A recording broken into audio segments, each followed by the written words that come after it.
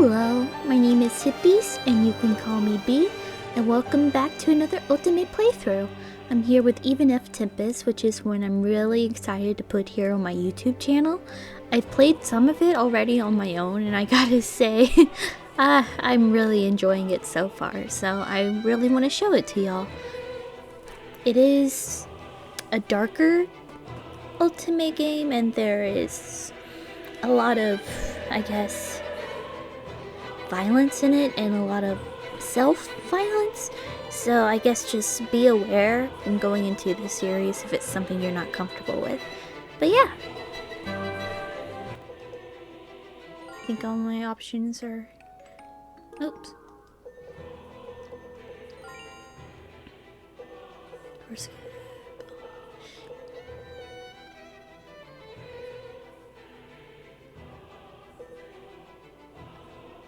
Turn this up.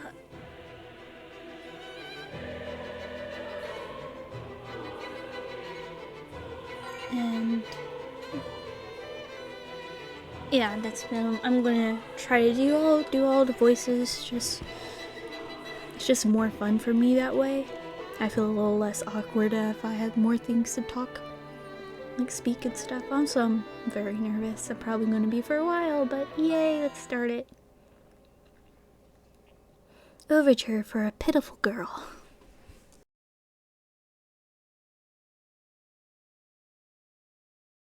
What do you desire most? That was the first question she ever asked me. Father brings her home not long after Mother passes away. She's as beautiful as a gem, as elegant as any rose. Even 8 years on, I remember how overwhelmed I felt. He introduces her to me as my new mother, and despite my young age, I introduce myself with proper grace. There's our evil stepmommy. But she doesn't respond or say hello in return. Instead, she raises that one single question. What do you desire most? What do I desire? I want to be a wonderful lady. That is what my mother, may she rest in peace, always told me. What an insolent wish. How could someone who brings naught but suffering ever become a wonderful lady? The world will shun you in its hatred of your very existence. Do you understand why? You just met us. Don't have to be such a bitch. It's so hot. I can't breathe. It's happening again. I'm gonna die again. No, I don't want to die. I don't want to die. I don't want to die. Was that a dream? My ragged breathing slowly calms itself as I'm bathed in the clear morning light. I have my clothes on, and my body is none the worse for wear. This is my room, and my name is Anastasia Leinzel. We can only change our first name.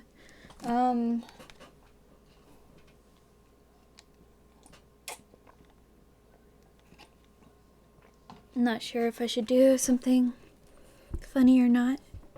Probably not. I'm not very funny. I love her original name. Original name. It's so pretty. Grand Theft Auto. Grand Theft. Yep.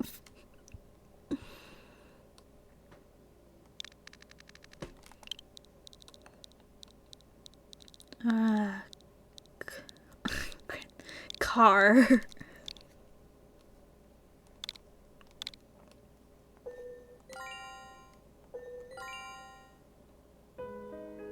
My name is Car Leinzel. This morning is not unlike any other, marred only by that nightmare. Oh, Car! I brought you your food. Oh my. What happened here? You're pale as a sheet. Your night clothes are damp with sweat, too. She's pretty. Was it a nightmare? You poor thing. But of course you'd be suffering. When did you last feel the sun directly on your skin? How many years has it been since Mother locked you into your room? It would do us all good if she would just forgive you. How cruel, keeping you cooped up in an attic like this. As dusty as ever, I see. Are the maids truly coming up here to clean? And look at these floorboards. They only gotten more spluttered with time. You'd be gravely injured if you were to fall down on the floor here. The least Father could do is come to your aid. Though you share not a drop with Mother, his blood is still yours. Yes, dear sister? I'll need you to be a mite more eloquent if you want me to understand what you're saying. She's so fucking... Oh my, you can't even speak properly, you poor thing. And to think that other women your age had already made their societal debut and are courting men for marriage. At this rate, I may end up finding myself a wonderful husband before you. Oh goodness, I nearly forgot. I have your breakfast here. You barely eat a proper meal if I didn't bring it to you. What was the name of that maid of yours again? Maya, was it? She shares with you the food they eat in the servants' quarters, yes? That's reprehensible. You're the eldest daughter of the Lysel family, and yet you eat servants' scraps? If I were the lady of this house, I would most certainly use my discretion to dismiss her. In any case, I shall be handling your food from now on. I don't trust it. I don't trust it one bit. This is Orla, my stepsister. Born and raised in the light of the sun, she is loved by all. Her adorable countenance and cheerful voice light up every room, bringing smiles to all she meets. In stark contrast, I'm an utter failure as her older sister. My hair is tousled a mess, my skin is dry and ashen. Our parents shun me. Things are especially bad when I try to speak. With chances to talk to others all but robbed of me, my throat has turned to rust. I can't even thank Orla for bringing me the food. The food is still steaming. How long has it been? I didn't realize how happy a warm meal could make a person. Come in. Why do they remain outside? Give me a moment. I'll go check. Well, speak of the devil. What, have you come to serve my sister's frogs yet again? Mommy. It is time to prepare for your trip, Lady Orla. Oh, then I must hurry. I promised to accompany Father to a boutique today. I shall be leaving, dear sister. Maya, don't you dare do anything to her. I never forgive it, if it were on my mother's orders.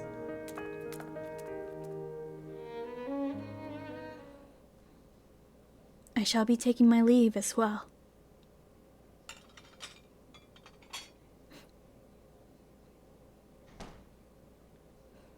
She took away the food Orla brought me. Damn. Has anyone brought Lady Carr her food?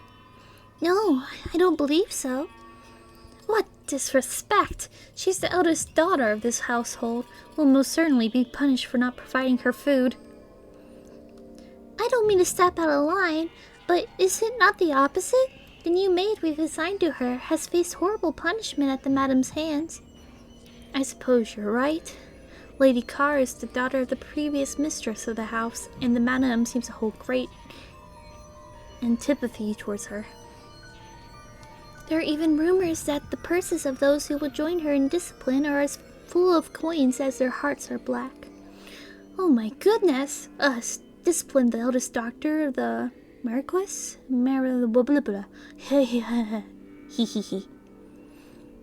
I can hear your laughter, but these rumors seem to have truth to them. There's even a maid that has snuck frogs and bugs into her food. She's been locked in her room for nearly 8 years now. Her nutrition is lacking and she has no freedom. She may be of noble blood, but if I were in her position, I would be at my wit's end. She's a Cinderella. She doesn't need freedom. She's a gloomy, frazzled girl who can't even talk properly. Letting her out will only bring shame on this household. Maya, where did those plates come from? Lady Orla brought this to her sister's room. Lady Orla did? How incredibly kind of her. What a wonderful young lady. I don't trust it. But from the looks of it, the food on this plate hasn't been touched. You take it away before she could even eat it? How awful. You're as strict as the head maid here. Do you hear something from the eldest room? A, E, I, O, U, A, E, O, Is she practicing her speech? So it seems. She's like a child. Hard to believe she's already 18 years old.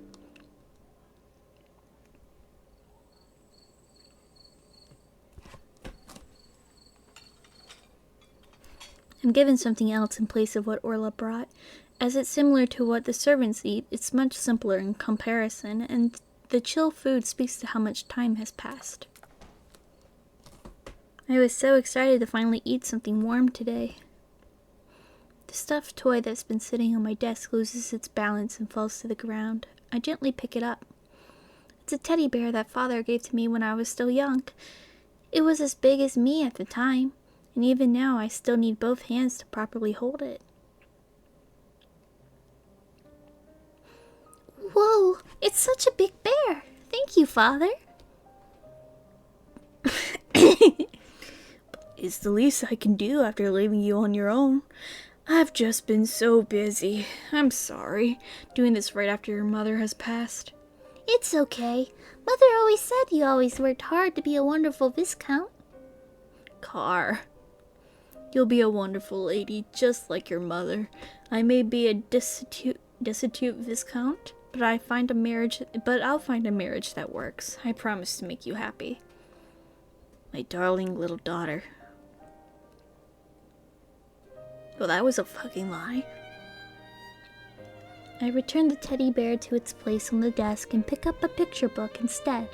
I received this as a child too. I've read it countless times, but it's the perfect subject for my recitation practice. Once upon a time, a scary witch lived in this land. The witch... The door opens with a violent crash. On the other side stands my father. Oh. My mouth forms the first syllable of father, and then I recoil from a slap on the cheek. Why must you pull this nonsense? Just what are you planning? I heard you pestered Orla about being let outside and being set free. You're a pathetic excuse for a daughter, and that can barely speak. Do you want to bring shame on the Lizel name? Enough that unseemly voice. Yeah, her sister's she's definitely like being like, oh yeah, she's definitely like trying to escape and stuff. Father, please stop this. She's sick, Father. You mustn't raise her hand against someone so pitiable. Oh, Orla, you're truly an angel to come to the aid of someone like her, but I'm only disciplining her. Those who lack understanding must learn from pain. But... Car, you agree with me, don't you? Say something. Please, Father, leave it at this for today. Mother will be home shortly. Is it already that time? Come along now, Orla. You only smell of mold if you remain here. Understood. Goodness, what a blight you are on the... Marquisate. I can pronounce all the noble names. Bleh. Marquisate? Marquisate? I must ensure you stay hidden away. The picture book has fallen to the floor, and now he steps on it. The pages crunch together, and the bright pictures get dirtier and dirtier.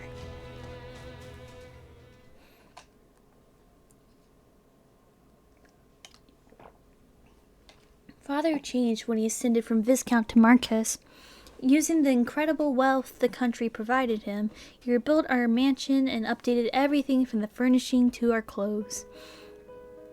He must hate me for having so little value when everything else about his standing has improved, but it is my stepmother's scorn that draws his ire most of all.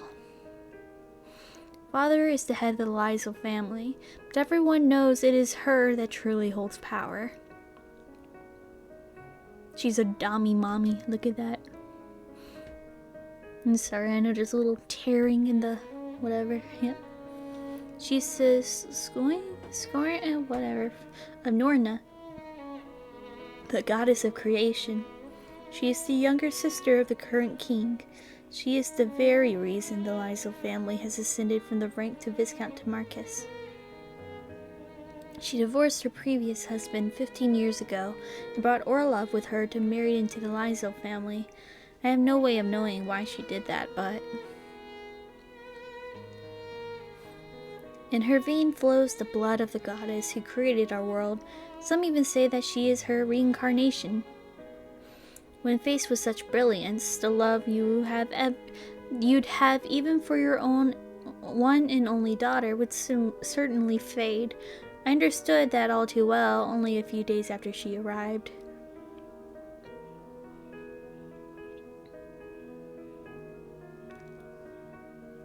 The worst thing about how I live isn't the hunger or the lack of freedom. It's not even the violence I face in the name of discipline. It's my past, my memories, those joyful days gone by do nothing but give me pain. I put the book and the teddy bear away in the desk, and then I whisper, I'm sorry to keep you locked away like this. Just wait. I can give you your freedom. Once I can finally step out into the sun. That day would never come. The shadows sometimes appear before me. It's probably an illusion, proof I'm falling apart. You suffer because you wish for freedom. You despair because you aim for something more. Accept your fate. This is where you belong. Only here can your existence be forgiven. You say the same thing she does. Do you enjoy denying me so thoroughly? I know you better than anyone.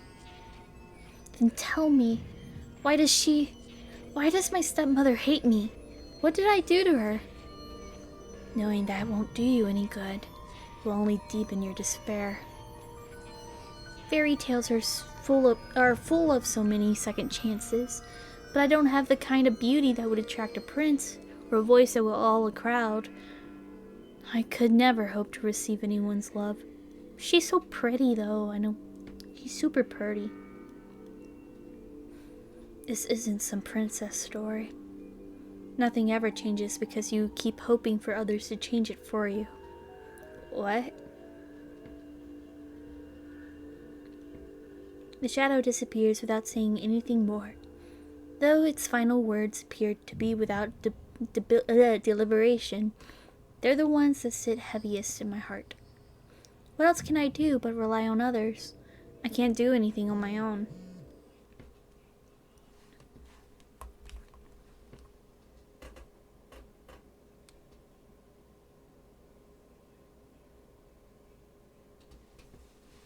And so, the day ends, and all this contempt, scorn, and pity continues for days to come.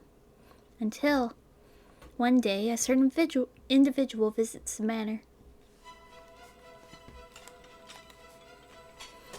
We need the best tea, and then... Calm down. Make a single mistake and you'll be dismissed. Sounds busy out there. I wonder what's going on. Pardon me, my lady. A member of the royal family had just visited us and asked for your hand in marriage. Huh? You must hurry and get dressed. I bought you a gown. Marriage? Why? I am not sure. But you will earn your freedom from this marriage. You will no longer have to be trampled underfoot. Please, do not let such an opportunity pass you by. This may be your last chance. Please, my lady. Maya lowers her head in a deep bow. She's one of many that tormented me, so why is she so adamant about this? And how can I take something so ridiculous at face value? What if this was a lie, designed to make a fool out of me? They dressed me up just to point their fingers and laugh. Maya must have picked up on my reservations as she looked at me with sadness. I understand how unbelievable this all may sound, sudden as it is, but this is no lie. I was saved by your mother, Lady Letissa? Though I endeavored to work as a maid to repay her kindness, she passed away, and you've ended up in such a sorry state. I'm terribly sorry for being so useless. Do not forgive me for returning kindness with timidity. I'll accept any punishment necessary, so please. This is an incredible chance. I don't sense any lies in her words. Thinking back, Maya almost never did any harm to me directly. It's always Maya that brings me food. When she isn't here, I simply don't eat. I wonder if the way she wordlessly took away the food Orla brought me has any significance. In any case, she's right. The prince has come for me. If this will give me the fairy tale ending I hoped for, I must take advantage of it. I can finally be free. I knew it. So it was you, Maya. You were the one sneaking around in the shadows and getting in my way. Oh, this is my dress.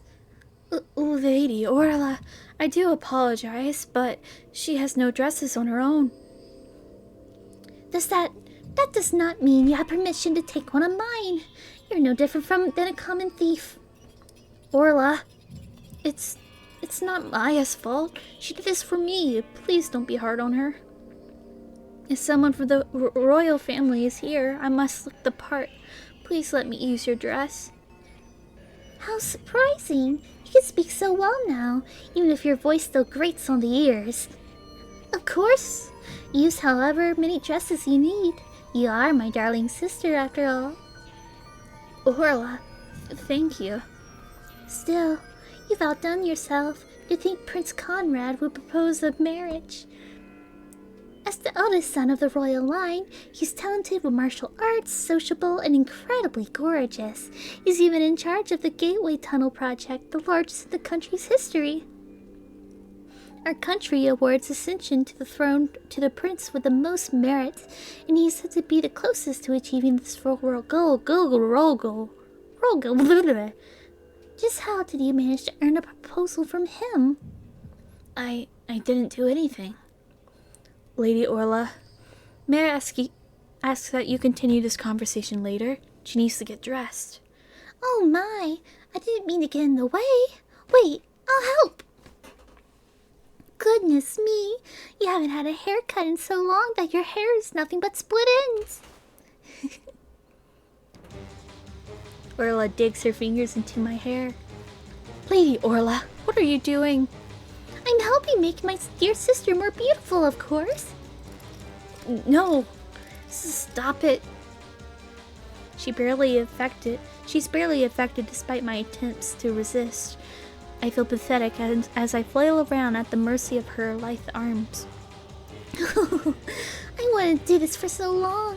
Your hair is so terribly beautiful after all. Just like mother's.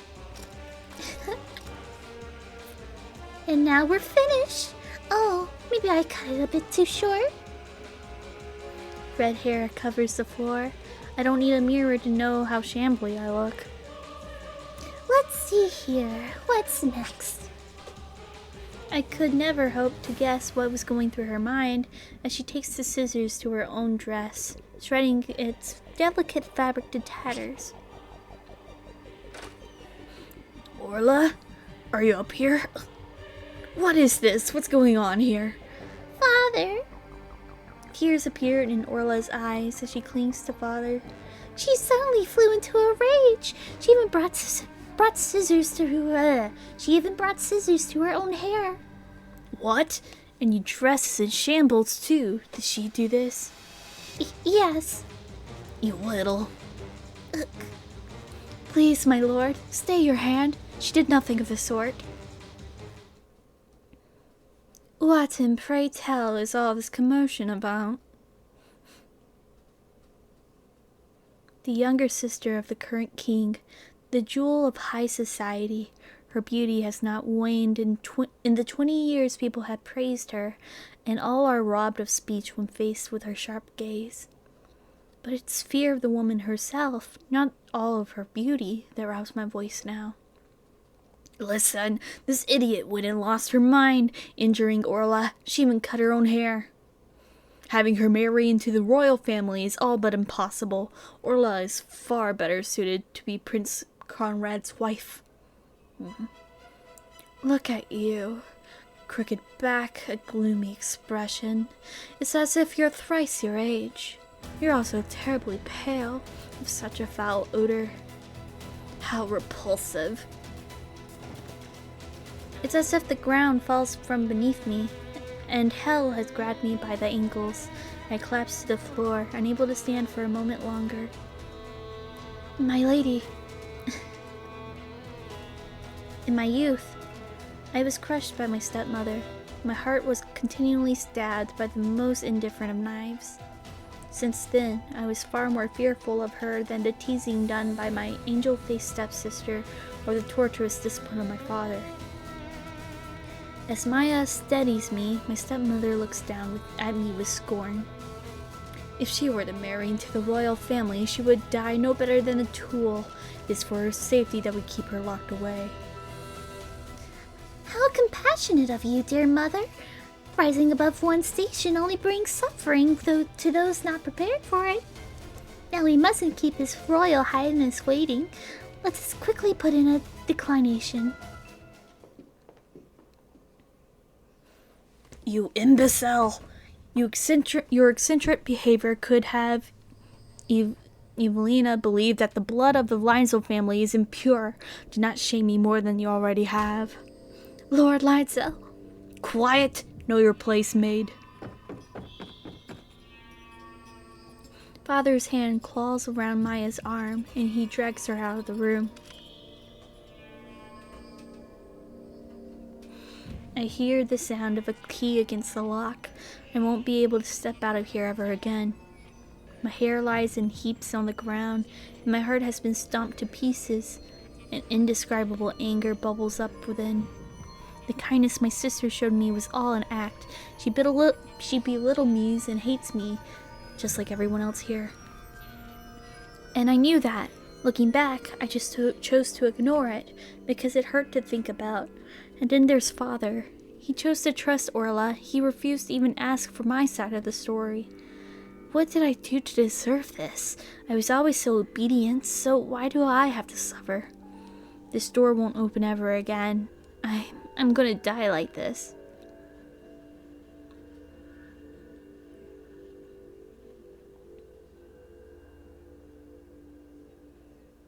Good. That's how things should be. Aiming for what you can't reach only leads to pain.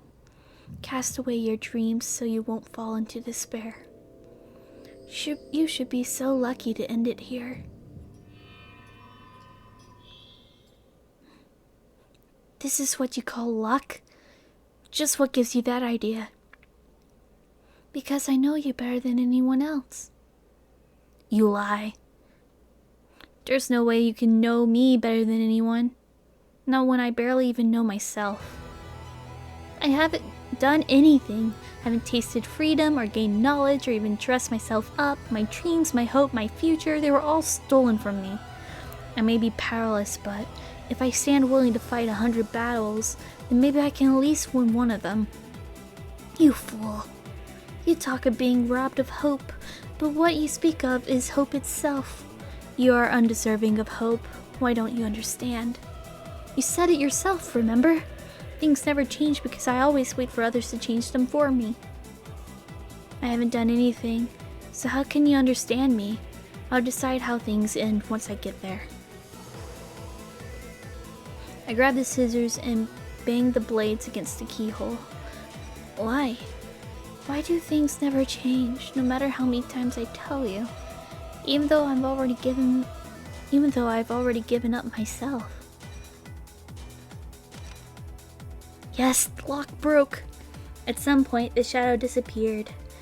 I hear hints of a whisper towards the end, but the sound of the lock breaking means they will never reach my ears. I have to hurry.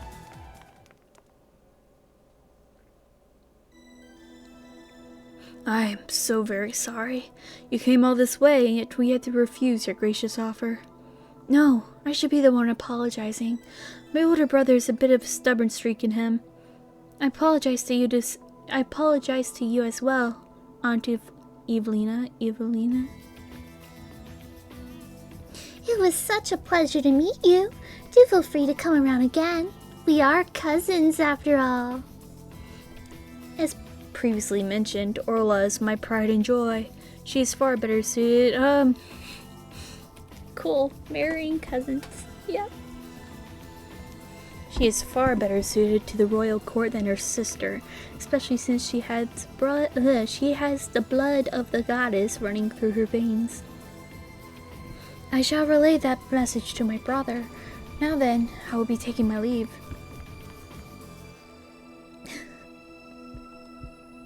You, servants, grab her immediately. I regret you had to see that. Your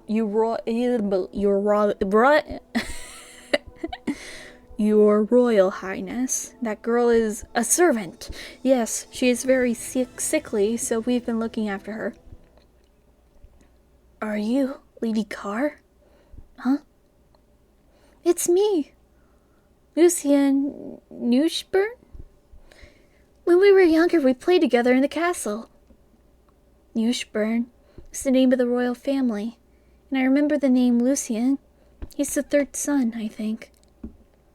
When my mother was still alive, I acted as the third prince's playmate for a short time. I remember how fun those days were. It was one of the memories I had forgotten in the face of my current suffering. His near golden blonde hair and flawless skin created such a picture of beauty. He has the blood of Goddess Norna in him too, just like my stepmother. You disappeared so suddenly that I grew worried for your health. I heard your chronic illness has flared up. I certainly don't have a chronic illness. My father grows pale behind his Royal Highness. Seems that on the outside I am being treated as ill, but of course I am. That he's confining his own daughter wouldn't make for good optics. I'm so happy to see you well, but what has happened to your hair? And your cheeks look swollen. Lord Liza, what's the meaning of this? No, you see, she's not who you think she is. She's not? Are you insinuating that I would mistake the countenance of my precious childhood friend? No, well, you see, she suffered from a grave mental illness. Conversation is far too difficult for her now. As you can see, the state of her hair is something she did to herself. She cut her own hair. Isn't that right, Carr? What a handful you are. I deeply regret you had to witness something so shameful, sir. Now, would someone take this child back to her room? What? That's wrong. My sister cut my hair. I haven't spoken. Oh. Nope. Wrong person. I haven't spoken to someone in a long time. It's hard to speak, but I am healthy. I am not sick. Please help me. I want to be free. Carr, you wretch! Father raises his fist.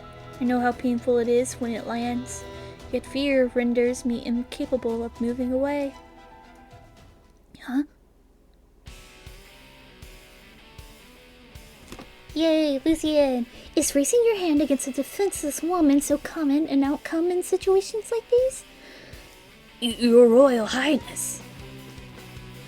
See, you're not even worth like a character portrait. He brushes away my father's hand with clear disgust, as if letting go of something tainted. Lady Carr, Allow me to be honest with you. Though I may have come here on my brother Conrad's orders, I am unsure of which path I should take. Excuse me. I fear that this could lead to your suffering, that this would wind up being your guide to hell. But your eyes have remained unchanged since our childhood. Within them I see the noble strength necessary to forge your own path. Prince Lucian, allow my brothers and I to lend you our power and give you your freedom. I take his hand, just as the princesses of fairy tales take the hands of their princes. I remain worried, of course. He speaks of my potential suffering for a reason, I presume. This is no mere threat. But there is so much left for me to discover in the outside world.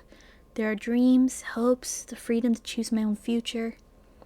And if I can just take the first step outside, I can live a normal life. No more being locked up by those who would torment me. I have no proof, but my belief is ironclad in its innocence. At the bottom of my heart, I believe I can become the princess of my own fairy tale and find true happiness. What a foolish decision. Leaving here changes nothing. You will remain unhappy and bound, internally and unseemly, detestable existence. Freedom and joy are foreign to your life. Punishment is all that awaits one born as a witch. If anyone's a witch, it's you.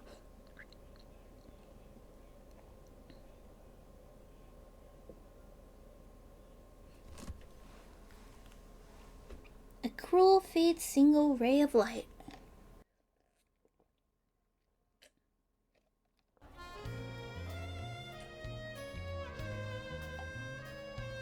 Cool, I think this is a good place to end it. The prologue, I guess. First chapter of the prologue? I don't know if the prologue's over or not, but yeah. Well, I really like this game, and I like to play more, and it's pretty neat. Right now it just seems kind of doom and gloom, but it gets better. But yeah, I guess that would be it. That would be all for today, and thank you for watching. I really appreciate it. Bye.